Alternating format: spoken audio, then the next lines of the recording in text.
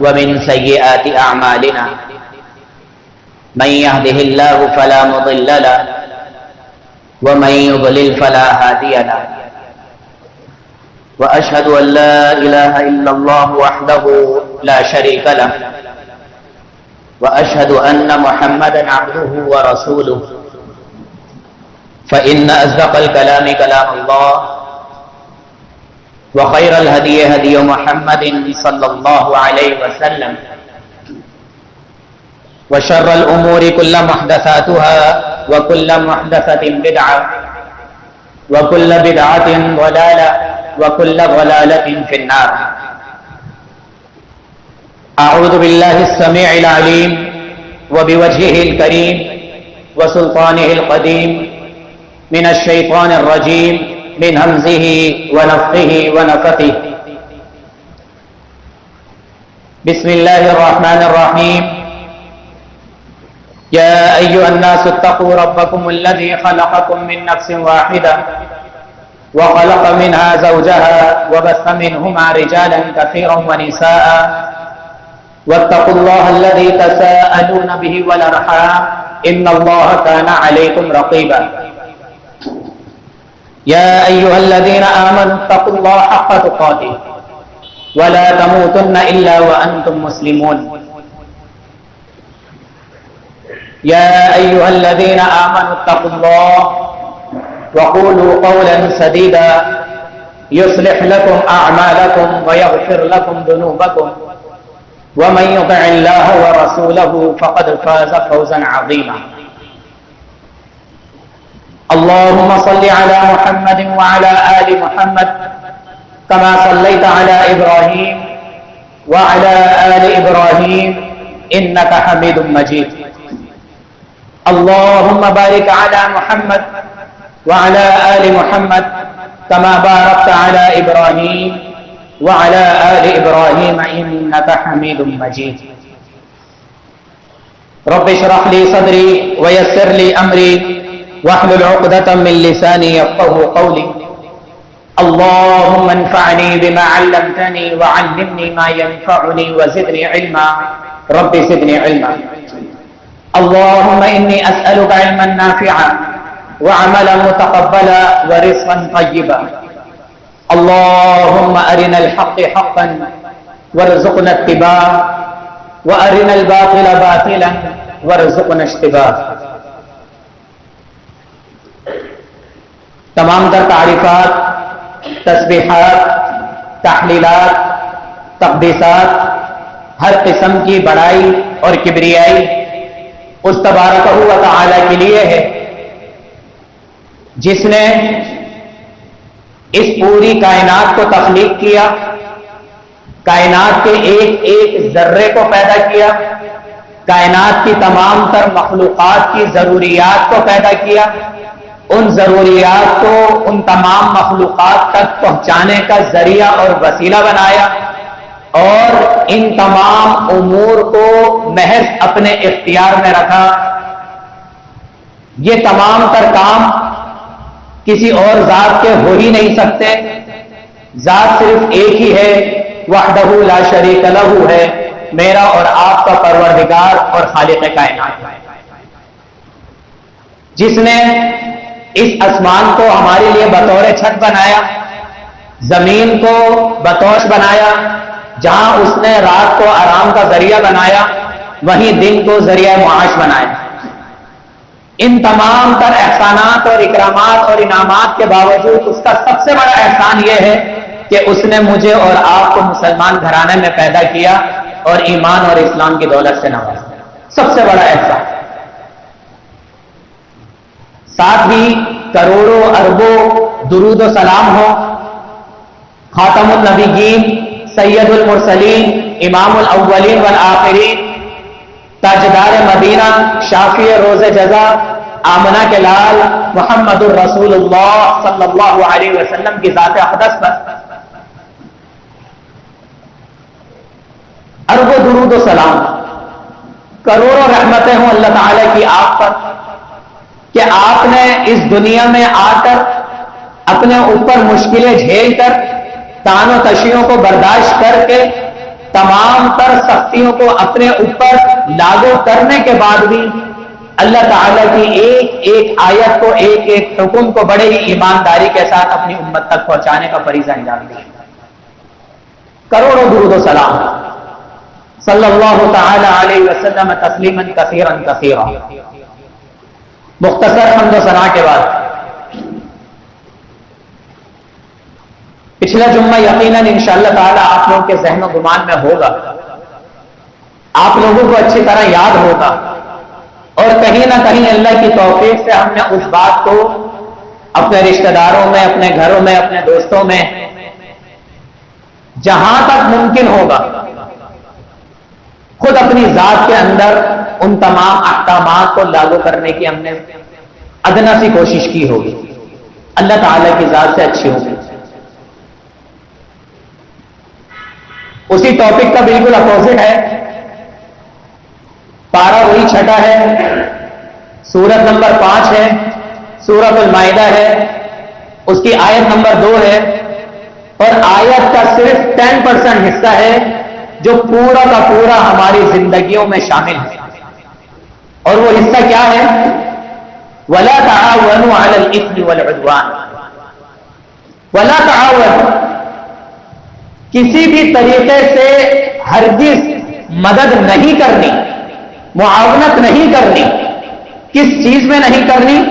علی الاسم، گناہ کے کام میں، والعدوان، اور اللہ تعالیٰ کے ساتھ یا اللہ تعالیٰ کی جو بھی حدود ہیں ان کے ساتھ زیادتی کے کام۔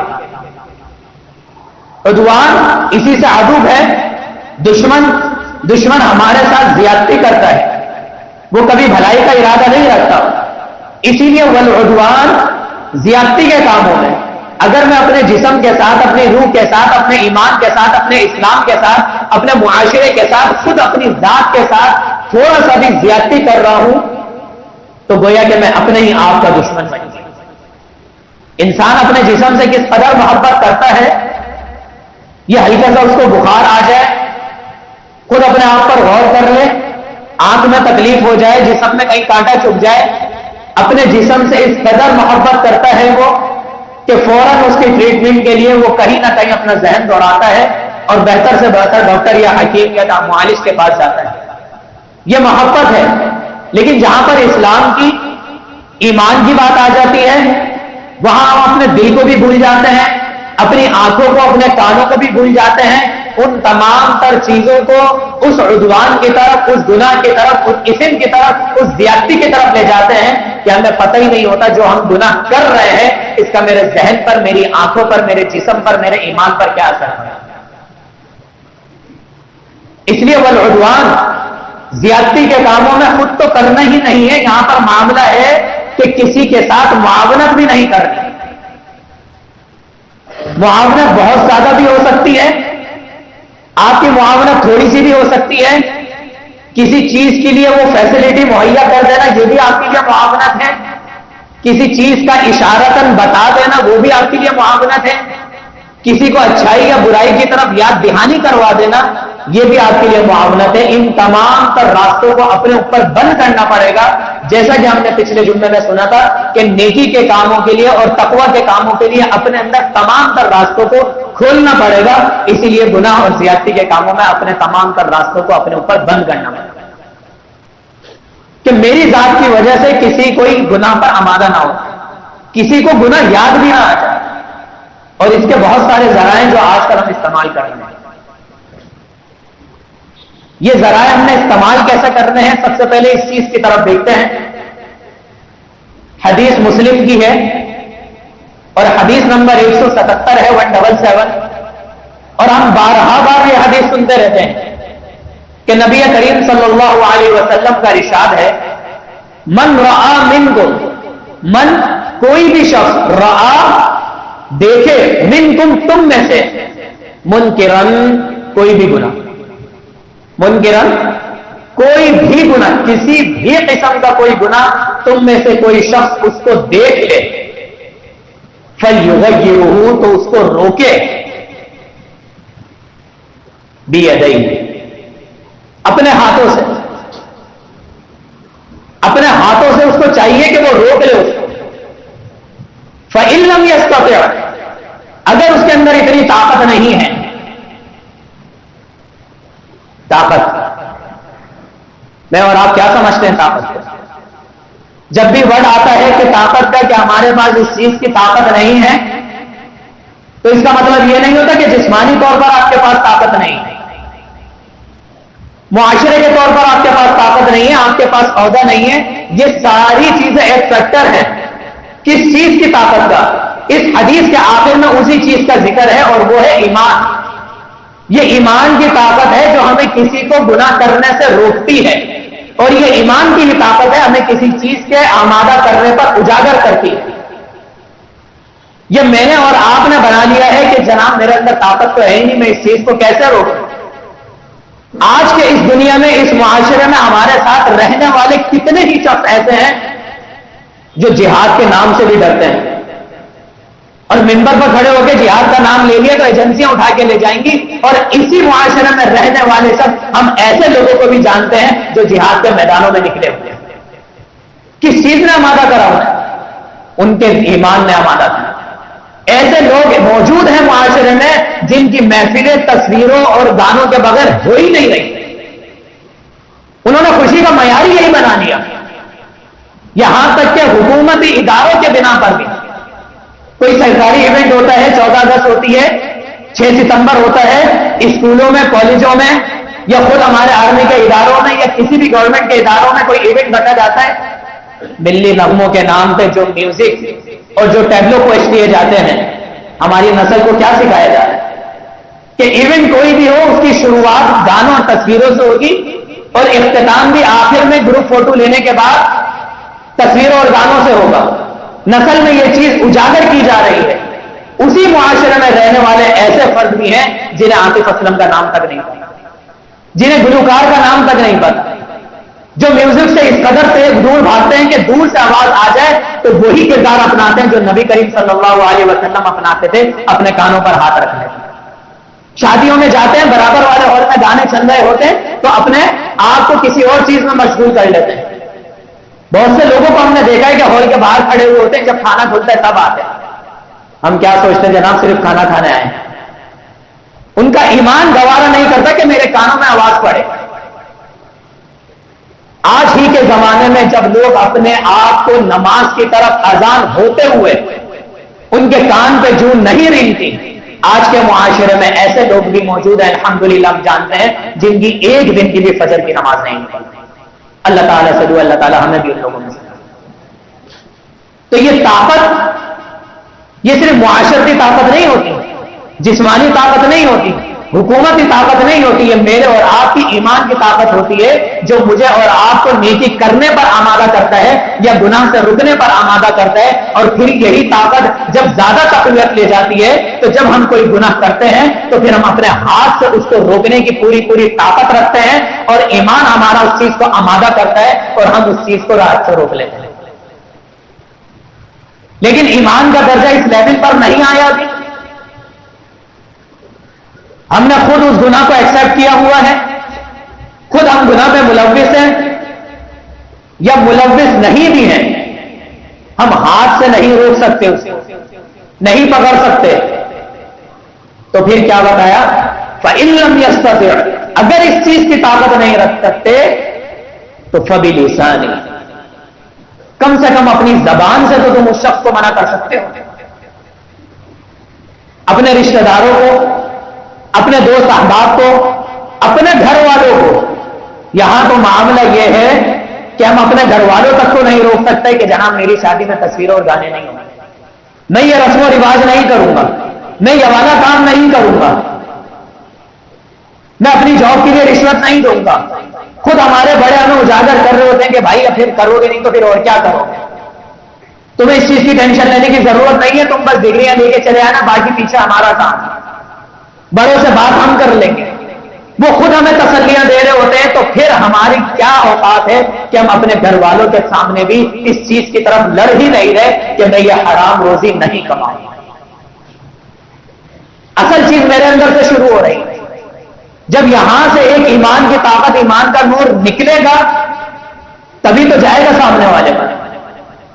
आंख को आंख की, جو دیکھنے کی صلاحیت ہے اس کے بارے میں بخوبی جانتے ہوں گے. 9-10 میں ہم سب نے سائنس پڑھی ہے. سوال یہ پیدا ہوتا ہے کہ جب آنکھ بند ہو جاتی ہے تو نظر کیوں نہیں آتا اور آنکھ کھلتی ہے تو نظر کیوں آتا ہے؟ کیا وجہ ہے؟ آنکھوں کے اندر سے شعاعیں نکلتی ہیں، جب وہ شعاعیں کسی چیز سے ٹکرا کر آتی ہیں تب وہ نظر آتا ہے. اسی لیے سب سے زیادہ دنیا میں کسی چیز کی اگر اسپیڈ ہے تو وہ لائٹ کی ہے. اگر کسی چیز سے نہیں ٹکرائے گی اس پلر کے پیچھے کا مجھے کیوں نہیں نظر آتا؟ کیونکہ شعاعیں ٹکرا کر نہیں آئی. یہی معاملہ ہے، جب میرے دل سے ایمان کا نور نکلے گا تو ہی ٹکرا کر آئے گا، تو ہی مجھے آمادہ کر سکوں گا میں. جب اس چیز کو میں نے ایکسپٹ کر لیا، اس گناہ کو میں نے ایکسپٹ کر لیا، اس گناہ پہ مجھے کوئی تکلیف نہیں ہو رہی، کوئی کراہیت نہیں ہو رہی، تو میری طرف سے کوئی ریئیکشن بھی نہیں آئے گا. اب چاہے وہ ریئیکشن ہاتھ کی طرف سے ہو چاہے وہ زبان کی طرف سے. اور پھر فرمایا فَإِن لَّمْ يَسْتَطِعْ، اللہ اکبر، اگر تمہارے ایمان کے اندر اتنی بھی طاقت نہیں ہے کہ تم اس کو ہاتھ سے بھی نہیں روک سکتے، تم اس کو زبان سے بھی نہیں روک سکتے، فَبِقَلْبِهِ، تو کم سے کم اپنے دل میں تو برا جانو اس کو.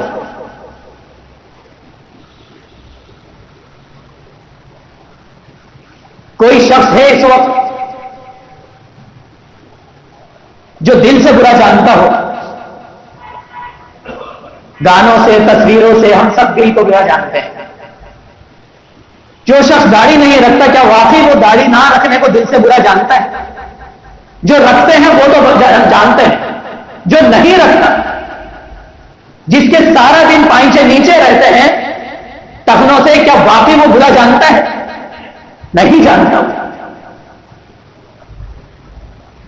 جو خاتون پردہ نہیں کرتی کیا واقعی وہ پردہ نہ کرنے کو دل سے برا جانتی؟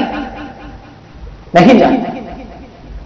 بات یہ نہیں ہے کہ ہم شریعت کو نافذ نہیں کرنے، جس گناہ میں ہم انوالو ہوتے ہیں حقیقتاً ہم اس گناہ کو دل سے برا نہیں جانتے. سامنے والا جھوٹ بول رہا ہو تو ہم اس کے اوپر فتوے لگا دیتے ہیں، جب بات میری آتی ہے تو میں ہر چیز کو بھول جاتا ہوں.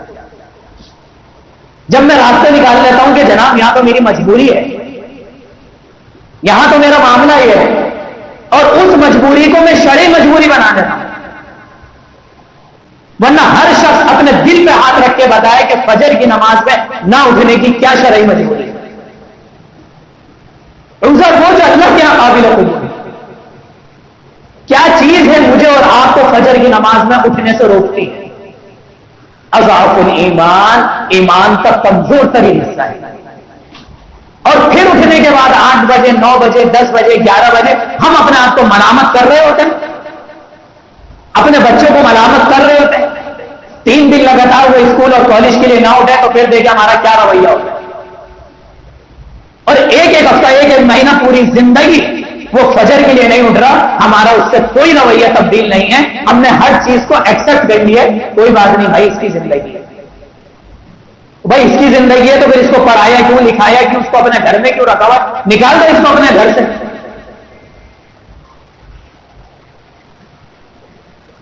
جس برائی میں میں خود انوالو ہوتا ہوں اس کو میں نے دل سے تسلیم کر دیا. آج جو برائی میں نہیں کرتا وہ میں سامنے والے کی ذرہ برابر بھی برداشت نہیں کرتا. نہیں جناب مجھے یہ بات برداشت نہیں ہے، مجھے یہ چیز برداشت نہیں ہے، مجھے یہ غلط بات برداشت نہیں ہے. اور اس حدیث کو صرف ہم نے یہیں تک سمجھا ہے، جبکہ اس حدیث کا آدھا مفہوم ہے. کس طریقے سے؟ خود نبی کریم صلی اللہ علیہ وسلم فرما کیا رہے ہیں، من رآ منکم منکرن، جو بھی تم میں سے کوئی شخص کسی برائی کو دیکھے فلیغیرہ. یہاں منع کرنے کے الفاظ نہیں آئے. ہمیں بچپن سے یہ حدیث اسی طریقے سے سنائی گئی ہے کہ اس کو روک لو، اس کو منع کر دو. فلیغیرہ، یغیر تغییرا، یہ الفاظ آتا ہے تبدیلی کے لیے. میتھمیٹکس آپ نے پڑھی ہوگی جس میں ایک چیپٹر تھا ویریبل کا، تبدیلی کا، جس میں ویلیو تبدیل ہوتی رہتی تھی بار بار. اس کی اردو میں ٹرانسلیشن کرتے ہیں تو یہی آتا ہے. اکثر نبی کریم صلی اللہ علیہ وسلم کے غصے کے بارے میں آتا ہے کہ جب آپ کو غصہ ہوتا تھا آپ کا چہرہ کیا ہو جاتا تھا؟ تغیر ہو جاتا تھا، تبدیل ہو جاتا تھا. تو فلیغیرہ، تم میں سے کوئی بھی شخص کسی برائی کو دیکھے تو اس کو بدل دے. بھائی کس چیز سے بدل دیں؟ سوال یہ پیدا ہوتا ہے کس چیز سے بدل؟ اب یہی سوال کا جواب شریعت نے ہمیں خود بتا دیا. شریعت نے ہمیں ہر چیز کا انٹرنیٹ موجود ہے، ہر چیز کا انٹرنیٹ دے دیا ہمیں، اور خاص کر ان چیزوں کا جو اللہ تعالیٰ نے ہماری فطرت میں شامل کر دی.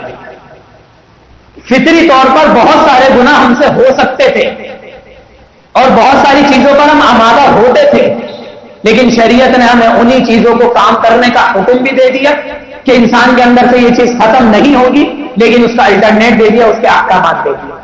کیا دے دیا انشاءاللہ بھی سمجھتے ہیں. اقول قولی ھذا واستغفر اللہ.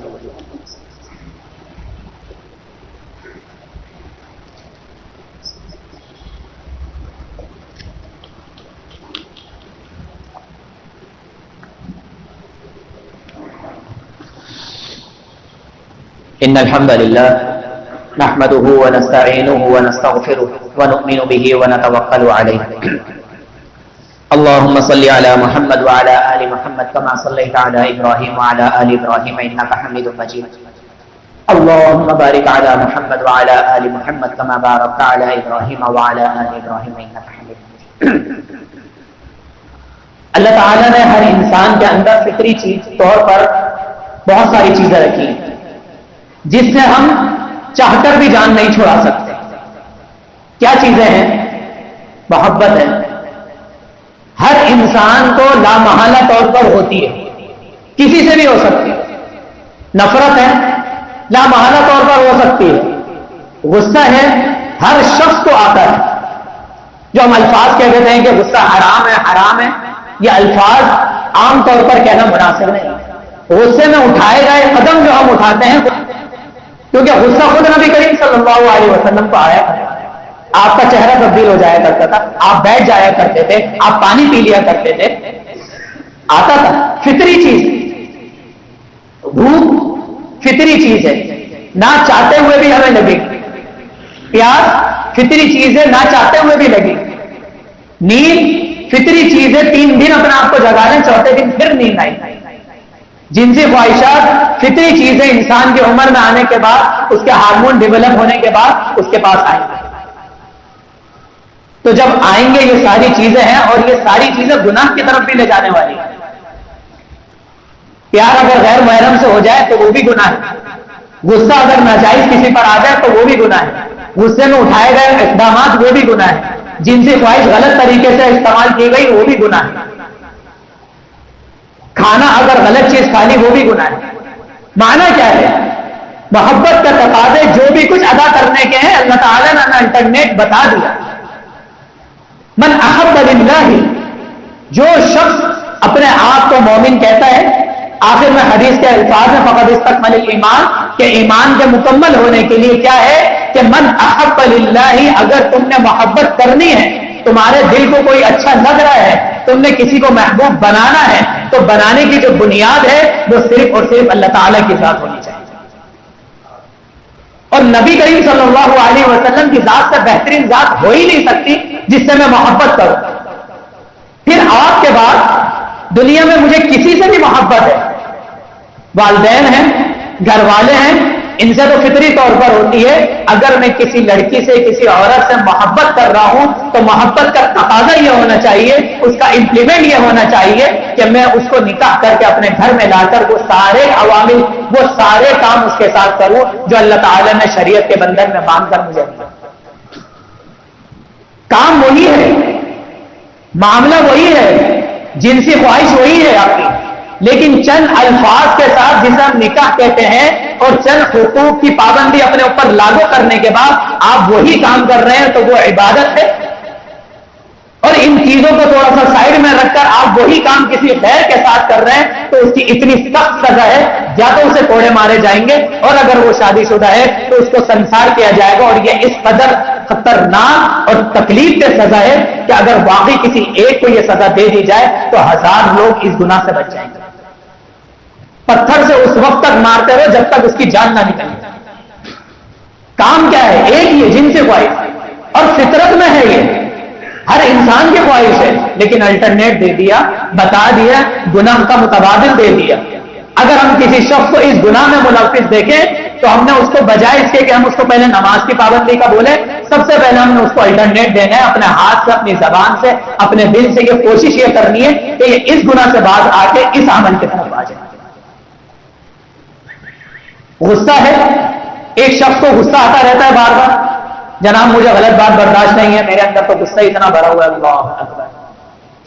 اس غصے میں جو وہ کام کرتا ہے، جو وہ گالیاں نکالتا ہے، جو وہ دوسرے کی بے عزتی کرتا ہے، جو اس طریقے سے بھی وہ شریعت کے احکامات کو پامال کر کے اپنے غصے کو سیٹسفائی کر رہا ہوتا ہے، اگر میں دیکھ رہا ہوں اس شخص کے اندر، تو میں اس سے جا کر سلام دعا کر ایک گلاس پانی لے جا کر اس کو بات ایسی بتاؤں کہ بھائی تم نے غصہ کرنا ہے تو اس طرح نہیں، اس طریقے سے غصے کو نکالنا۔ سب سے پہلے تم پانی پیو، کھڑے ہوئے ہو تو بیٹھ جاؤ، بیٹھا ہوا ہے شخص تو اس کو بالکل لٹا کر ٹیک لگا۔ یہ سب حدیث کے الفاظ ہیں کہ اگر کسی شخص کو غصہ آئے تو اس کو پانی پینا چاہیے، کھڑا ہوا ہے تو بیٹھ جائے، بیٹھا ہوا ہے تو لیٹ جائے۔ اور پریکٹیکلی بھی اس سے بی پی لو ہوتا ہے، اگر آپ کھڑے ہوئے ہیں اور بیٹھ جائیں گے تو بی پی لو، تھوڑا سا آپ کا بی پی کم ہو جائے گا، بیٹھے ہوئے ہیں اور لیٹ جائیں گے تو بی پی ویسے ہی تھوڑا سا اور کم ہو جائے گا، اور فطری طور پر بھی جب غصہ آتا ہے تو بی پی ہائی ہو جاتا ہے۔ تو یہ 1400 سال پہلے جب کسی بی پی کی اور شوگر کی کوئی مشینیں ایجاد نہیں ہوئی تھی، نبی کریم صلی اللہ علیہ وسلم نے فرما دیا تھا کسی کو غصہ آ جائے تو اس کو چاہیے یہ کام کرنا۔ تو بجائے اس کے کہ آپ اس کا ہاتھ پکڑ لیں اور اس کو سائڈ میں لے کے جائیں، پہلے اسی جگہ پر بٹھا کر اس کو پانی پلا کر اس کو بٹھا دیں، الٹرنیٹ بتا دیں۔ کھانا کھانا ہے، فطری چیز ہے، بھوک لگ رہی ہے، بتا دیا کہ کیا چیز حلال ہے کیا چیز حرام ہے۔ حرام جتنا خوبصورت، جتنا ڈیلیشیس اور جتنا مزیدار ہو کر ہمارے سامنے آ جائے، ہم نے نہیں کھانا۔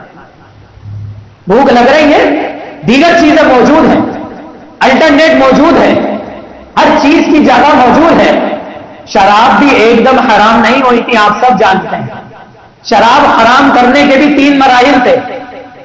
سب سے پہلے اس کی کراہیت بتائی کہ شراب اور جوئے کے اندر نفع کم ہے اور نقصان زیادہ ہے۔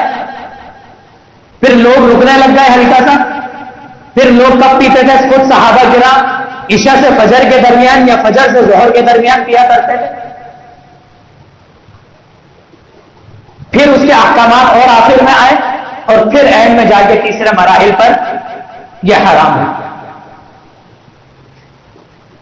دوسرے نمبر پر کہ شراب پی کر نشے کی حالت میں مساجد آنے سے منع کیا، پھر تیسرے نمبر پر اس کا حرام ہے۔ نہیں رک سکتا ایک انسان ایک دم اپنے گناہ سے، لیکن کم سے کم ہم وہ اسٹیپ جو ہم اپنے بھائی کو دے سکتے ہیں، اپنے گھر میں اٹھا سکتے ہیں، اپنے معاشرے میں اجاگر کر سکتے ہیں، اپنی محفلوں میں بتا سکتے ہیں، کم سے کم میری طرف سے تو اس چیز کی شروعات ہونی چاہیے۔ کم سے کم میں زبان سے تو بولوں کہ معاشرے میں یہ کچھ ہونا چاہیے۔ ہم اپنے اسٹیٹس پر ایک چیز لگاتے ہیں، آپ یقین کیجئے اگر وہ گانا ہے، کسی ایکٹر کا نام ہے، سامنے والا کتنے لوگ دیکھ رہے ہیں اور ان کے ذہن میں یہ گانا آتا ہے، اور پھر وہ یوٹیوب پہ سرچ کرنے کے بعد وہ پورا گانا سنتے ہیں۔ آپ کو ایک چیز پسند آئی، آپ نے اسٹیٹس پہ لگا لی، 10 لوگوں نے دیکھا، 10 میں سے 5 کو پسند آیا، 5 نے وہ گناہ کر لیا۔ آپ اپنے گھر میں یا مسجد میں نماز پڑھ رہے ہیں، آپ کی وجہ سے وہ شخص پورا گانا سن رہا ہے، اور اس کا گناہ کا جو ہے تو پورا کا پورا آپ کے نام مہمان میں جا رہا ہے۔ یہ معاونت ہے۔ ہم نے سوچنا ہے کہ جو ہم قدم اٹھا رہے ہیں، جو ہم گناہ لگا، ایک چیز مجھے پسند ہے اور میں دنیا کو سنا رہا ہوں، یہ کہاں کا انصاف ہے؟ یہ اسٹیٹسوں نے جو بوال مچا کے رکھا ہوا ہے، استعمال کریں، اچھی چیز کے لیے استعمال کریں۔ ایک چیز مجھے پسند ہے جو کہ گناہ ہے، گناہ کبیرہ ہے، اور میں پوری دنیا کو سنا رہا ہوں، اور پھر دیکھ بھی رہا ہوں جتنے ویورز ہو رہے ہیں اور اتنا میں خوش ہو رہا ہوں۔ اللہ اکبر کبیرہ، جتنے گناہ میرے نام اعمال میں بڑھ رہے ہیں، اگر انڈائریکٹلی سوچا جائے جتنے گناہ میرے نام اعمال میں بڑھ رہے ہیں اتنا میں خوش ہو رہا ہوں۔